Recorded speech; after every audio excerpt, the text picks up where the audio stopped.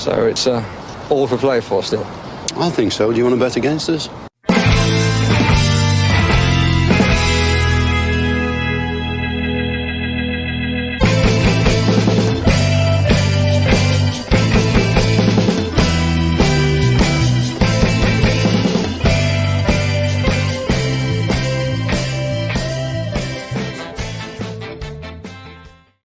Hi villains and welcome to the Love of Paul McGrath podcast, and out of schedule but still at the same time needed match preview for Manchester United versus Aston Villa, which comes up on Boxing Day in the UK, Stephen's Day here in Ireland, or just a regular Tuesday for some people as well around the world.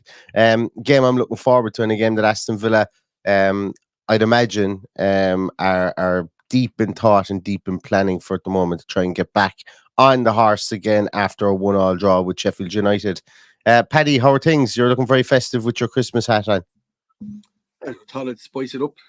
I just maybe didn't have time to brush my hair, maybe. So it's the easiest thing to do.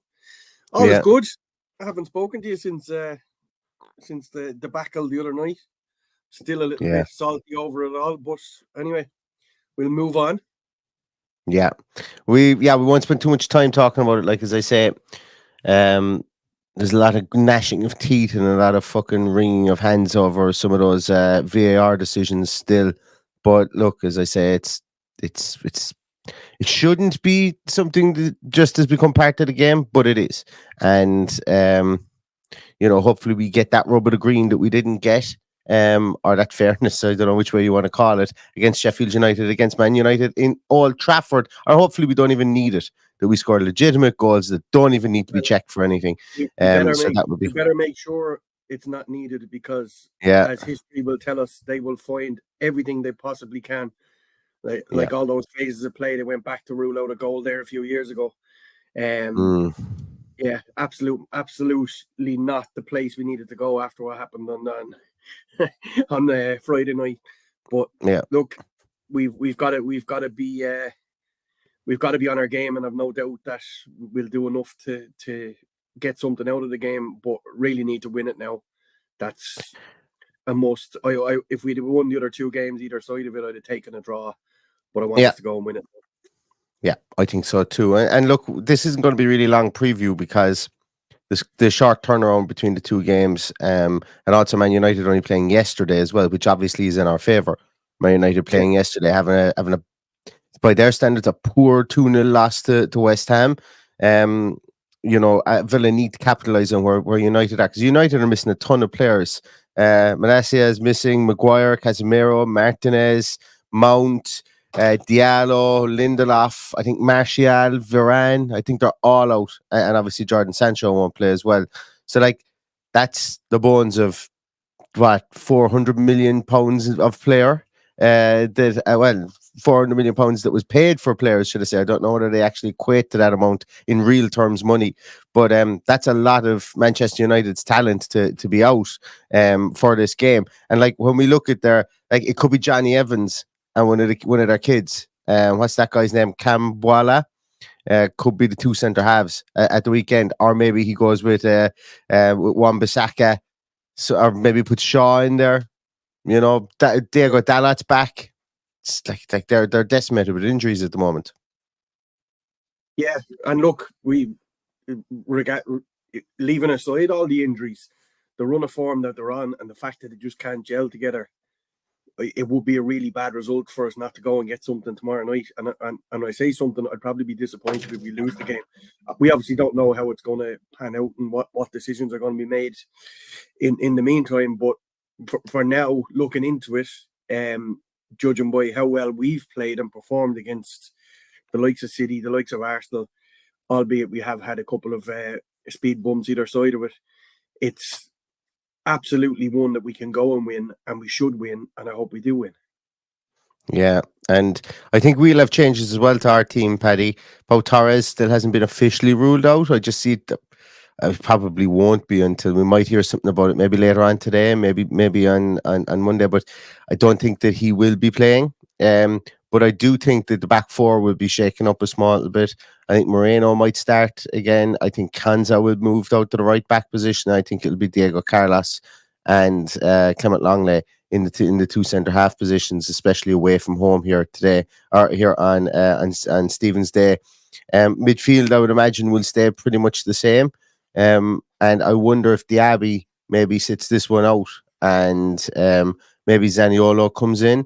But, it wouldn't surprise me as well if we went out with the same 11 that we played against Sheffield United too. The big miss is Boubacar Kamara. It really kind of forces our hand on what we have to play in midfield. I think to a small degree. Now, he could throw a spanner in the works and put in Leander Dendoncker in there as well. But I think it does kind of force our hands in who we have to play. And I wouldn't be surprised if another midfield player, whether it be a wider midfield player or a central midfield player is somebody that maybe on the radar for this coming transfer window. What do you think, Paddy? I think we're all right. It's just the suspensions and injuries now are a worry. I don't think that Tielemans' injury is too bad, so we're hoping that's been managed day by day. I actually hope that he's available for tomorrow night, just to give us that something a little bit extra, be it off the bench or to start with. I'd rather see him there than McGinn there, because I think it keeps McGinn very quiet to be sitting as deep as he did the other night, albeit the Sheffield United didn't offer anything, so he was able to get into it a bit more. He won't have that freedom. Like I'd heard one of the other lads, I think it was the Villa podcast I was listening to this morning, said that Sheffield United touched the ball or passed successful passes 22 in the first 15 minutes or something. That's outrageous. Yep. So that just shows how much of the ball that we had, and so there was plenty of room for him again to try and be effective on the game, as effective you can be when you're playing against a blanket defense. So it won't be that way on Tuesday. So we've got to be on top of our game and well prepared, because I don't imagine Man United are going to be packing the bus to the extent that we've seen the likes of Sheffield United, the likes of Bournemouth and Brentford. When you go ahead, when we go behind against these teams, it's very, very hard to break them down. And as we saw, Sheffield United came for a draw the other night. They got lucky, but their only one chance they got, they scored it. We were just asleep for that free kick, from what I can see. And we can't afford any mistakes like that. We've got to be on it from the start on Tuesday night, otherwise we will be punished. I think so too, yeah. And their front four is still formidable, albeit that they're not firing on full cylinders at the moment. Like Rasmus Højlund, lots been made this week of the fact that he hasn't scored yet for Manchester United. You know what's going to happen on Tuesday now, don't you? Rashford obviously comes in for some criticism. I think, there are people that don't like Rashford for other reasons other than his footballing ability, and it tends to come out once a year, really, that Rashford is the worst in the world, and then he's the best in the world every so often. Still a fantastic footballer. Bruno Fernandes is Bruno Fernandes, and Christian Eriksen is Christian Eriksen. That front four should be really, really potent, and it's not working out at the moment.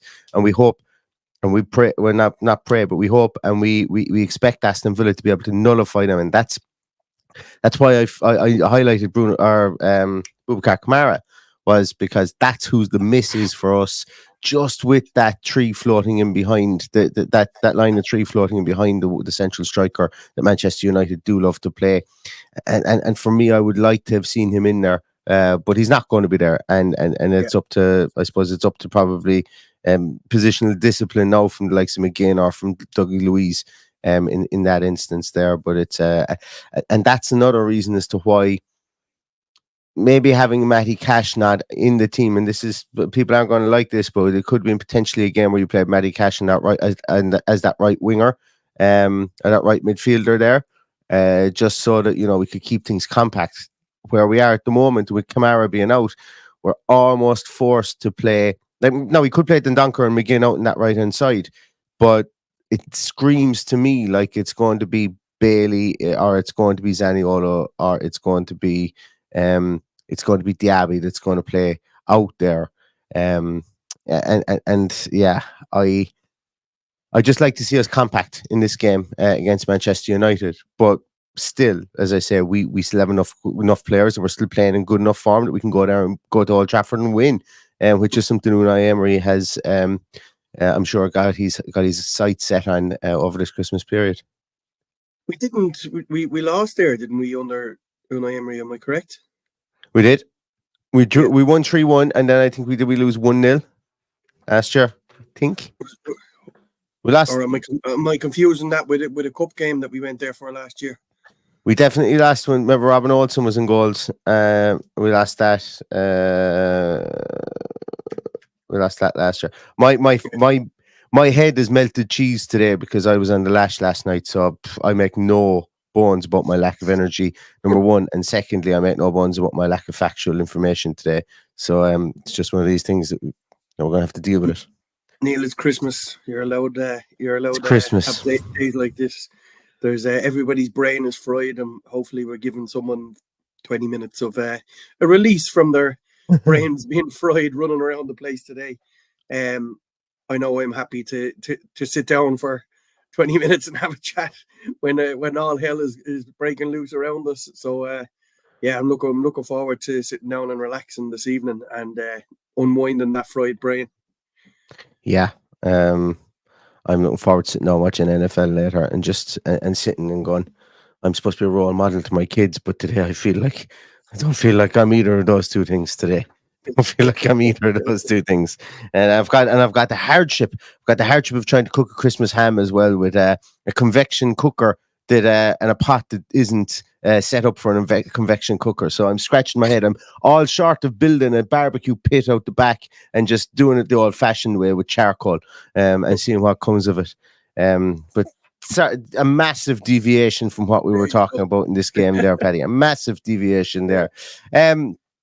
I think this game as well, Paddy. I think it's it's going to be a really interesting one because yesterday's result as well was the result we wanted, albeit we wanted a different result against Sheffield United. So we are essentially, it's just kind of reset the league by one week, or by one game, set of games, should I say. And we can still, like, we win tomorrow, there is still a potential that we go top of the table, which is nice, which is still nice to have. And we should go to Manchester United. I won't be counting any chickens after the absolutely abysmal refereeing performance all over the weekend. It's so bad, Neil. Really bad. That game yesterday, the Arsenal-Liverpool game, I couldn't even bring myself to switch channel and watch it. I just couldn't care less.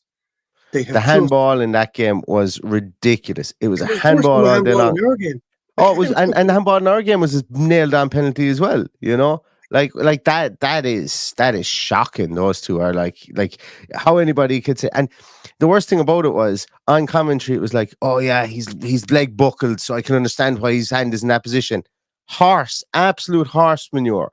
It's a handball all day long in any other game. Guarantee you if that's Kurt Zouma, I guarantee you if that's John McGinn, I guarantee you if that's Pascal Gross, I guarantee you if that's, you go down through the players. That's 100% a penalty. Like, stop gaslighting us with these fucking interpretation of rules that are actually clear. That is clear and obvious, and they found reasons not to give both of those penalties. Like, ridiculous. We also saw Willie Bolly sent off for kicking the ball. Yeah. Ridiculous as well. That's a ridiculous one. Have these absolute morons ever played the game in their lives? It's just beyond me that they're making these decisions. Somebody has to be accountable, and at some stage, the people need to be sacked. Like Howard Webb position is untenable at the moment. I don't know how. Oh, I think it's untenable. Yeah, absolutely. After this year, like everything came out last year. Oh, we're releasing audio. Howard Webb's got to come on once a month and do his symposium and try and smooth over all the cracks and stuff like that. His position is untenable, and we'll keep it professional. Like we can, like they're incompetent. Some of the decisions that are being made are incompetent. We're not going to talk about anything to do with corruption because there's absolutely nothing there's no provable point in that. But we can call everything else that it is, and there isn't corruption. Every team thinks the Premier League is out to get them. Every single fan base thinks it is. So I don't buy into talking like that, and it kind of makes my skin crawl when I hear people talking about it. But what we can talk about is competency. And there's a lack of competency there. Very much so, a lack of competency. It's like they don't have, okay, so VAR are checking for handball.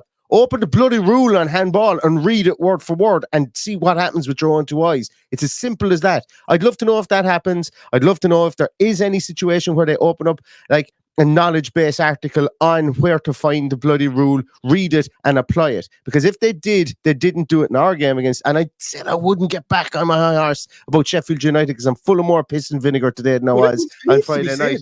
Like, it does need to be said. And the only reason I brought it up is because of the two incidents yesterday. You know, it actually annoyed me that those two incidents happened, because it should be ours front and centre when Howard Webb stands beside the passive Michael Owen asking stupid fucking questions. Not the Arsenal handball, not Willy Bolly, the Ollie Watkins penalty, the fact that the referee wasn't told to come and have a look at it, the handball, he wasn't told to come and have a look at it. The whole thing is a farce. Allowing 3 or 4 phases of play and then disallowing a goal as well. Like, and that's what I'm saying. That's the exact thing I'm saying here is, if they had opened up the rule in the rule book where it says if a defending player gets the ball and makes an action, where they're fully in control of the ball and makes a deliberate action to move forward, that ends the phase of play, and therefore you can't go back to the next phase of play for VAR. Yeah. Now, I didn't know that rule when I was talking about it on Friday, but all it took was Rob Warner to screenshot the rule and put it on the screen, and it makes it all clear. It's not an ambiguous rule. It's just not. But what happens is refs are thinking in their head and they're going, and nobody's. It's troubleshooting from memory, is what it is, and that's VAR is fucked up. People talking about put a 30-second limit on it. Don't. If it's a 30-minute limit, get the right decision, and that goes for everyone. Men shouldn't be sent off like Bolly was yesterday. Yeah, there's absolutely no problem. I don't care how long VAR takes. Now, bear in mind, it does fuck up the game and it does slow things down. It does wind you up. But once the right decision comes out of it, I never have a problem with it. Yeah, I don't mind sitting there waiting if they're going to get the right decision. Absolutely no problem. But these you never guys heir incompetent. They can't do it. They can't. They're you not. Never they're ever not. like even when they release the audio, you never hear them refer to the actual rule. So first thing that should be said here is like referee or the VAR go, okay, we're doing a VAR check here. Somebody, like, there's 3 people talking there. There's one Goomba in there trying to tell people that they've made a mistake. Like, we've heard that. Somebody there should say, okay, lads, I have the rule up here. This is what the rule states. Can we see what we see with our eyes? Does this match the rule? It's never mentioned. Like, when you hear the audio and everyone's like, oh, this is great. The audio means nothing. It just shows how flappy it is, like how everybody's just panicking around the place inside there. Somebody should take control. It should be a case of every single VAR check should have to relate to a rule. It takes it takes less than 5 seconds to search what the rule is. What are we looking for? Handball. Bring up the handball rule. Bring it up. Somebody has to read it. When they play this back, when they play back on Monday Night Football or with Michael Owen or whatever it is, and somebody says at the end of these checks, good process. If you say good process, you need to be fucked out. I don't care what anybody If you don't says. read the rule, how can it be a good process? You're not following the process if it's a rule. If you're not reading the rule, it's like. Anyway, I'm getting worked up now because I'm annoyed at life. My hangover today, but and that's not what we wanted in this podcast at all. But look, hey, here's a little. I might cut this up into 2 podcasts because it's becoming coherent with regards to grievance. It's a grievance podcast at the moment, which I'm okay with too. And we need to get it over our system anyway. Exactly. Yeah. Getting back to the Man United game, Paddy.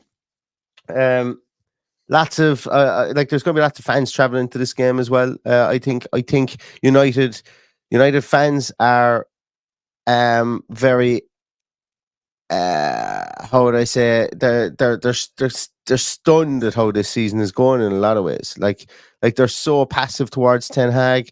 I can't imagine them being a massive roaring force in Old Trafford. And the reason I bring it up is like our fans have been amazing away from home, and they're going to continue that on Boxing Day. Now, as I say, United are a beast at home. They really are. But Villa need to go there with confidence. They need to go with confidence from the stands, confidence from the dugout, and confidence on the pitch, and implement our plan. And I genuinely think we can. If we can keep the ball away from their front 4, which is easier said than done, like, if we can own the ball here, I can't see Man United beating us. I could see it being a draw, but I can't see Man United beating us if we own the ball in this game. because it's a bit of a powder keg in Old Trafford at the moment. You know, frustration within the fan base can have a massive bearing about what happens on the field in Old Trafford at the minute, and it wasn't always like that, as we know, under Fergie. And it's impossible to come after the maestro, but you know, somebody has to, and nobody has really met the mark yet with regards to it. No, and look, I have a theory that nobody will until he stops sitting in the stand looking over their shoulder. I think he's the problem. But that's neither here nor there. The reality is they're just not good enough. They've oodles and oodles and oodles of talent, but they can't get the team to play cohesively together. I would be bitterly disappointed if we lost this game tomorrow. Bitterly disappointed. I think we need to score early and get the crowd on their back. I think that has to be what will win the game for us tomorrow. If their crowd torn, if we score early and their crowd torn, then happy days. We'll push on and we might get a couple of goals and win the game. But we can't afford to go behind. We can't.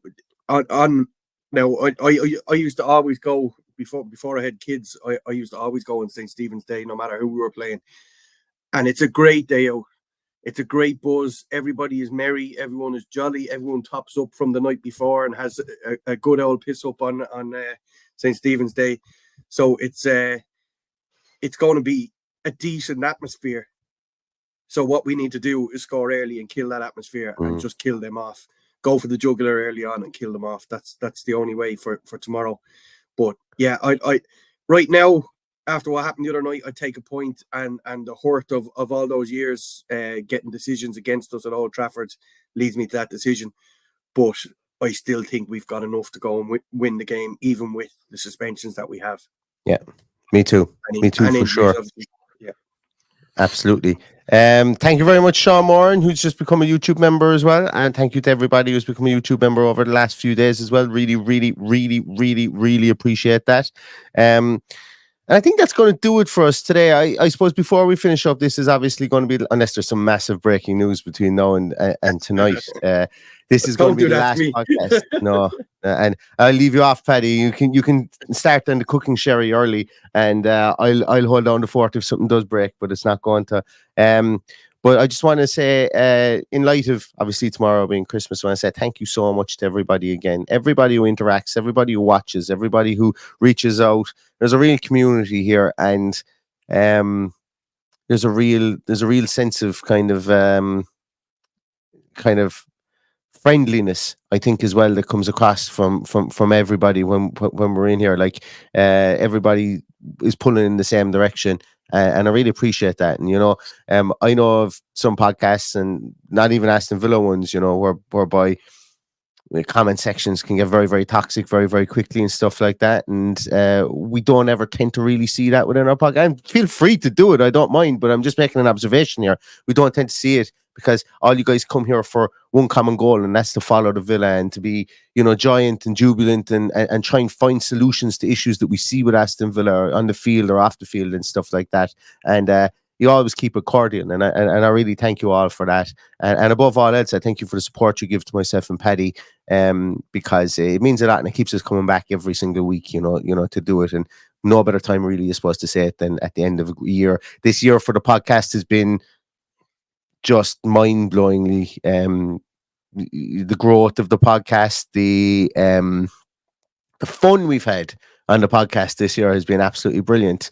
And as I've always said before, if we don't have people to come and watch the podcast or interact or comment on the podcast, well, then we're just two fellas talking at the wall, really. That's what we are. And you guys make it all you guys make it special. You know, you really, really do. So thank you so much. And I also wish everybody here a fantastic Christmas. If you celebrate, if you don't, as I said before, I hope the 25th of December is the best day that you put down this year. And I hope the 26th is even better when we go to beat Manchester United. And we will be back with Team Sheet Tantrums and post-match podcast for Manchester United on Tuesday as well. Late kickoff, so that's going to be nice. There could be a couple of slurred words on the Team Sheet Tantrum, and certainly on the post-match if we win. But that's all part of the game as well. So thank you so much to absolutely everybody. And on behalf of myself, anyway, I wish you all a Merry, Merry Christmas, and I hope everything goes well for you over the next few days. Yeah, I hope everybody has an amazing Christmas, and I just want to bear in mind that if there's anyone out there that's on their own, or there's no one around them and they're feeling it can be a very lonely time of the year, reach out to us, send us a DM. We'll have a chat. Yeah, that's true. You're always more than welcome to reach out in the DMs, and we'll have a private chat. But friends are always here for you. It's a tough time of year for a lot of people, so let's not forget that and be nice to everyone around us. But most of all, let's get the 3 points on Tuesday and stop the fact that match on Friday night has started Christmas off badly for some of us.